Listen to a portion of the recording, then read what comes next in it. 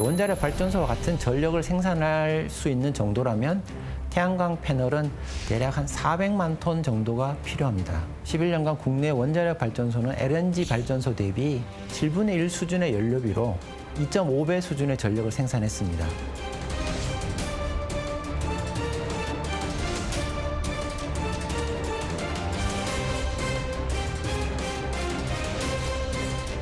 요즘 같은 에너지 위기에 만약 원자력 발전소가 더 많았다면 어땠을까 생각해 봅니다.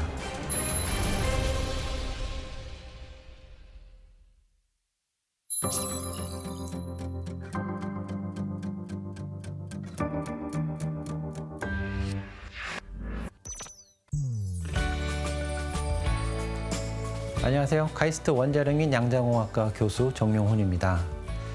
제가 오늘 강의를 위해 조금 챙겨온 게 있는데요. 이게 뭔지 혹시 아시겠습니까? 해결료 펠렛입니다. 제 손바닥 위에 있는 이 해결료 펠렛 5개면 우리나라 사람이 1년 동안 사용하는 모든 전력을 만들어낼 수 있습니다. 그리고 평생 쓸 전력을 만든다고 그래도 우리가 야구공보다도 훨씬 작은 크기의 해결료 펠렛만 있으면 평생을 쓸 수가 있습니다. 이 펠렛 안에 우라늄은 1g만 태우면 석탄 3톤을 태우는 것하고 같은 열량이 나옵니다. 우라늄의 에너지 밀도가 엄청나게 높기 때문인데요. 원자력이 어떤 재생에너지보다도 경제적일 수 있는 핵심이기도 합니다. 저는 원자력 공학자로서 원자력이 현존하는 어떤 에너지보다 경제적이고 효율적이라고 생각하는데요. 오늘은 원자력의 경제성과 친환경성에 대해서 이야기해 보려고 합니다. 우라늄의 에너지 밀도가 어느 정도길래 이 적은 양으로 큰 에너지를 만들어낼 수 있는 건가요? 원자를 우리 운동장이라고 한다면 핵은 그 운동장 가운데 있는 모래알갱이 하나 크기입니다. 사실상 핵을 제외하면 원자는 텅 비어 있는 거랑 마찬가지죠. 그런데 질량의 거의 대부분 요 핵에 이 조그만한 그 모래알갱이만한 핵에 몰려 있습니다. 원자력은 우라늄의 핵이 2개 이상으로 쪼개지면서 나오는 에너지이기 때문에 원자 단위에서 내놓을 수 있는 에너지인 태양 광선이나 화학 에너지 등에 비해서 그렇기 때문에 1000만 배 이상 밀도가 높습니다. 운동장 한가운데 있는 모래알갱이 같은 핵에서 나오는 에너지가 원자력이라면 운동장과 다른 운동장이 이렇게 붙었다 떨어졌다 하면서 나오는 에너지가 화석 에너지라고 할 수 있습니다. 그래서 원자력 에너지는 굉장히 밀도가 높고 밀도가 높기 때문에 재료가 얼마 안 들어가고 재료가 얼마 안 들어가니까 경제적이고 그리고 차지하는 면적도 아주 좁기 때문에 또 원자력 발전소 건설에 들어가는 철근과 콘크리트의 양도 생산하는 에너지 양에 비해서 굉장히 적게 들어가게 되는 겁니다. 에너지 밀도가 높아서 효율적이긴 한데 원자력 발전소 건설 비용이 많이 들진 않습니까? 예, 원자력 발전소를 하나 건설하는 데는 약 50만 톤의 금속과 콘크리트 등이 들어갑니다. 건설 비용이 LNG 발전소 대비 한 3배 정도 높다는 것도 맞습니다. 하지만 11년간 국내 원자력 발전소는 LNG 발전소 대비 한 7분의 1 수준의 연료비로 대략 한 2.5배 수준의 전력을 생산했습니다. 태양광과 비교해도 마찬가지입니다. 원자력 발전소와 같은 전력을 생산할 수 있는 정도라면 태양광 패널은 대략 한 400만 톤 정도가 필요합니다. 구조물을 빼고 그 모듈 패널 무게만 400만 톤입니다. APR 1400이라는 원전 한 기를 건설하려면 적어도 한 80년 정도 전력을 쭉 생산하는데요. 이 전력을 태양광으로 같은 양의 전력을 생산하려면 대략 패널이 한 1억 장 정도 필요합니다. 요걸 시루떡 쌓듯이 패널을 정돈을 쫙 해도 자그마치 높이가 4,000km, 4,000m가 아니고요. 4,000km에 이르는 방대한 양이 필요하게 됩니다. 균등화 발전 비용이라는 게 있는데요. 각종 발전소에서 만드는 전력당 나오는 평균 실제 비용을 말하는데요. 예를 들어서 원자력 발전소를 만들려면 건설하고 운영하고 원료비가 들고 또 사람들 인건비도 나가고 그리고 사용 해결료가 나오니까 이거 나중에 처분하는 돈도 적립해 놔야 됩니다. 그리고 발전소 다 쓰고 나면은 나중에 가서는 이걸 해체를 다 해야 되는데 그 돈도 다 적립을 해놔야 되는 건데요. 그래서 이 모든 돈을 다 합해서 만들어진 전기 양하고 비율로서 나누면은 이게 바로 균등화 발전 원가가 되겠습니다. 태양광 발전소 같은 경우에는 건설, 토지, 운전, 유지비 이런 것들이 포함이 됩니다. 그래서 각 에너지원의 특성에 맞게 이렇게 균등화 발전 원가를 이제 계산을 하고 있습니다. 국제에너지기구 보고서에 의하면 우리나라 원자력 발전 균등화 단가가 한 36에서 67달러 메가와트 아워당요. 그런데 태양광은 70에서 120 정도 됩니다. 그러니 원자력의 약 절반 수준인 거죠. 원자력 발전소 하나 건설하는데 돈은 큰 규모로 들어가지만 그 큰 규모의 돈 이상으로 더 큰 규모의 에너지가 나오는 거거든요. 우리나라에서는 원자력이 재생에너지건 화석에너지건 다른 에너지랑 비교했을 때 가장 저렴하다는 것입니다. 우리나라 전기의 원자력 발전 단가는 얼마나 됩니까? 예, 현재 1kWh당 대략 한 50원에서 60원 수준입니다. 이 비용에는 사용 해결료 관리하고 발전소 해체하고 방사성 폐기물 처분하고 하는 등등의 비용이 모두 포함된 겁니다. 흔한 오해가 원자력 발전 단가에 사용 해결료 관리하고 원전 해체하는 비용이 포함되어 있지 않기 때문에 싸다 이런 건데요. 모두 이미 넉넉하게 포함이 되어 있습니다. 예를 들어 사후 처리 비용은 이미 발전 원가의 한 20% 정도인 킬로와트아워당 8원 정도로 충분한 금액이 포함되어 있습니다. 1기가와트의 원전 1년 가동에 사후 처리비로 1년에 600억 원, 40년만 운전한다고 해도 원금만 2조 4천억 원이 적립이 됩니다. 사후 처리에 충분한 비용입니다. 그러니까 이 모든 비용을 포함한 비용이 석탄의 절반, 가스와 재생에너지의 3분의 1 수준이라는 겁니다. 사용 해결료 관리 비용이나 해체 비용은 미국이나 스웨덴, 일본, 프랑스 등등과 비교해서도 월등히 많은 금액을 포함해놓고 있습니다. 원자력 발전 단가 5, 60원 중에 연료가 차지하는 비용은 7원 정도 됩니다. 그 7원 중에 원자력 발전 연료의 핵심인 천연 우라늄 가격은 한 1, 2원 정도에 이제 불과합니다. 그런 다른 연료를 보면 석탄은 약 100원, 가스는 약 200원의 연료비가 들어가니 천연 우라늄 가격 1, 2원과 비교하면 대략 한 100배 정도 차이가 납니다.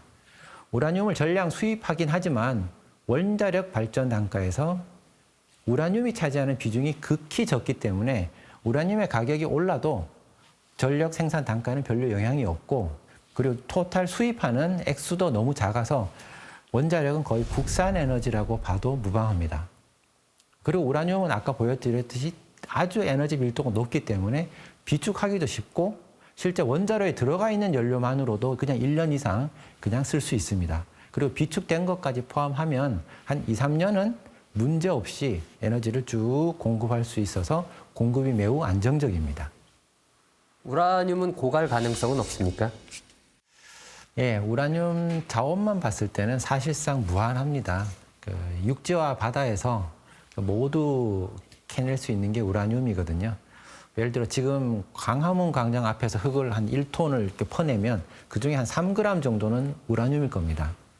그런데 거기서 우라늄을 이렇게 채취해서 쓴다는 건 노력 대비 뭐 쓰레기 처리 비용이나 이런 거 봤을 때 경제성이나 효율이 맞지 않으니까 우라늄 광산에서 캐다 쓰는 건데요.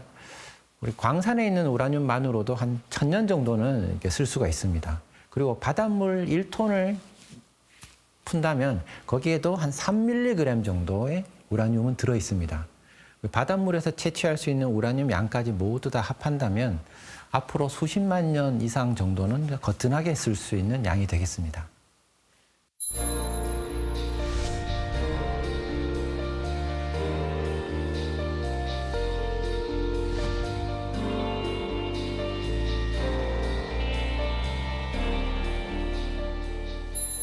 환경적인 측면에서도 경제적인 에너지라고 할 수 있겠습니까? 네, 탄소 중립은 가까운 미래에 전 세계가 함께 도달해야 될 목표이기도 합니다. 탄소 중립을 하기 위해 원자력은 필수입니다. 왜냐? 온실가스 배출이 거의 없는 에너지이기 때문입니다.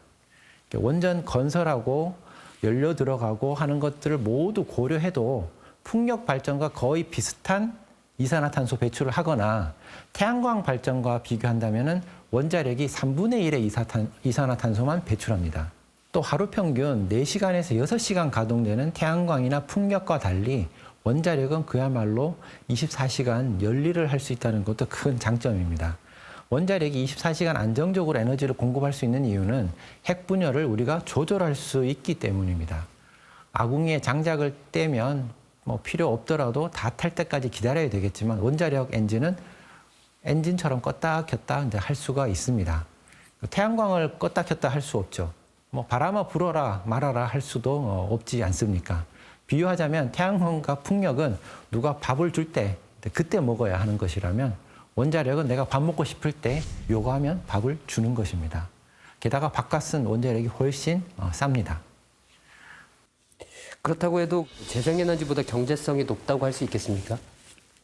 네, 우리나라의 경우 원자력 발전 비용은 재생에너지의 대략 3분의 1 수준입니다. 아주 경제적입니다. 이유는 국가별 환경이 다르기 때문인데요. 우리나라는 원자력 발전소를 잘 설계하고 건설하고 운영하는 반면 태양광과 풍력의 원천인 일조량과 풍량 자체는 조건 좋은 나라의 절반 수준에 불과하기 때문입니다. 햇볕이 쨍쨍, 바람이 쌩쌩해야 경제성이 좋아지는데 그렇지 못하죠. 이건 원자력처럼 기술로 어떻게 해볼 방법이 없는 영역이 되겠습니다. 예를 들어서 스위스의 경우는 수력 발전과 원자력 발전을 한 반반 정도로 충당합니다. 그런데 스위스의 수력은 우리나라와는 차원이 다릅니다. 한번 비교해 보시면 우리는 댐도 굉장히 크죠. 얼핏 보면 스위스나 북유럽 국가의 댐은 좀 작아 보입니다. 하지만 여기 사방에 있는 저 눈이 녹으면서 졸졸졸 내려옵니다. 산꼭대기에 1, 20m씩 눈이 쫙 쌓여 있는데 사실상 댐 역할을 하는 거거든요. 그래서 1년 365일 그 수력을 안정적으로 대량 쓸 수 있는 겁니다. 이에 반해 우리나라는 한여름에 비 쫙 올 때 안 담아두면 쓸고 지나가 버리고 바다로 가버리고 끝나버립니다. 태양광과 풍력은 우리나라도 꽤 발전하고 있지만 간헐성이 있기 때문에 보조 발전이 필요합니다. 그리고 저장도 필요합니다.